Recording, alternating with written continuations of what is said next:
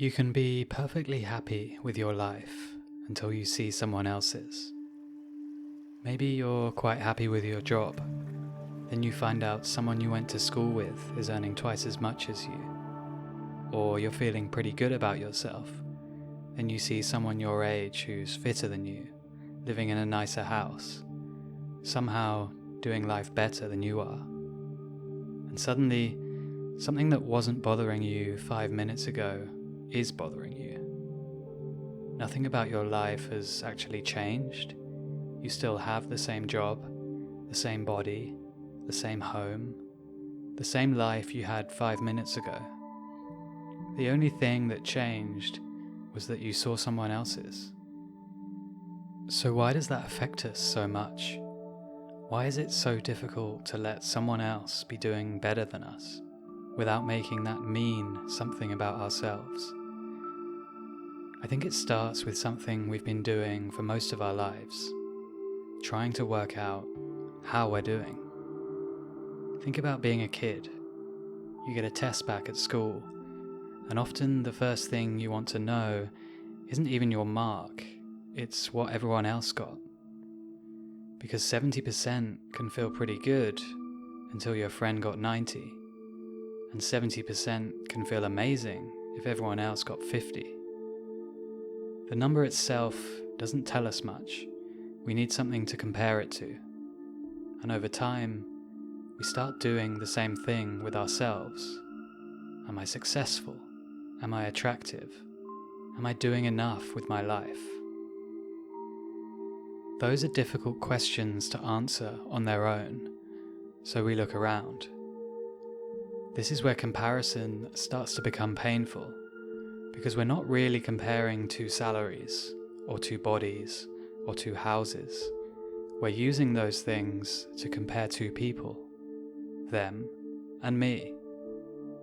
I think somewhere along the way, we started using all of these things to work out how we should feel about ourselves. If I'm successful, I'm doing well. If I'm attractive, I'm doing well. If people like me, I'm doing well. If I have an impressive enough life, then I can feel good about who I am. Once we start doing that, other people become a problem, because there will always be someone with more, someone better looking, someone further ahead. And even if you somehow became the best in the world at something, you'd probably just find something else to measure. So maybe the problem isn't that we haven't compared ourselves favorably enough yet. Maybe we're asking comparison to tell us something it can't. Imagine you're sitting outside one afternoon. You've got nowhere to be. Your phone's inside. Maybe you've got a coffee. And for a few seconds, you're just there. You're not thinking about your career, or your body, or how much money you have. You're not thinking about anyone else at all. Do you actually feel behind? To feel behind, you have to bring someone else into the picture. You have to think about their life, then think about yours. Put the two next to each other and decide what the difference means. The feeling that you're not doing well enough isn't always there. Before you start thinking about where you are in life, can you actually find anything wrong? That feeling that you are somehow not enough, where is it? It arrives with the comparison. And if that's true, then comparison isn't revealing something that was already wrong with you. It's creating the feeling that something is wrong in the first place. You might still want things. You might still have problems to deal with. There's nothing wrong with any of that.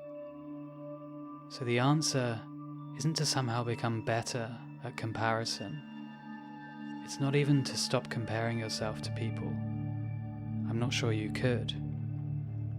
You're going to notice when someone earns more than you, when someone is better looking, when someone has something you want.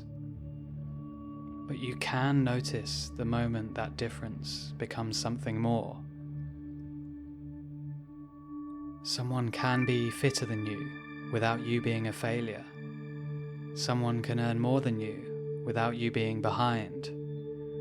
Someone can have an amazing relationship without there being something wrong with yours. Their life can tell you something about their life. It doesn't have to tell you something about you. And you don't need to replace that comparison with something positive. You don't have to tell yourself, I'm just as successful as them, or I'm good enough. Because a few moments earlier, before the comparison started, you weren't trying to convince yourself of any of those things. You were just sitting there, having your coffee, and you were fine. We spend so much time trying to fix the feeling that we're not enough, without noticing how that feeling got there. Someone else's life can still inspire you. It can show you something you want. It can even show you something about your own life you'd like to change. That's useful.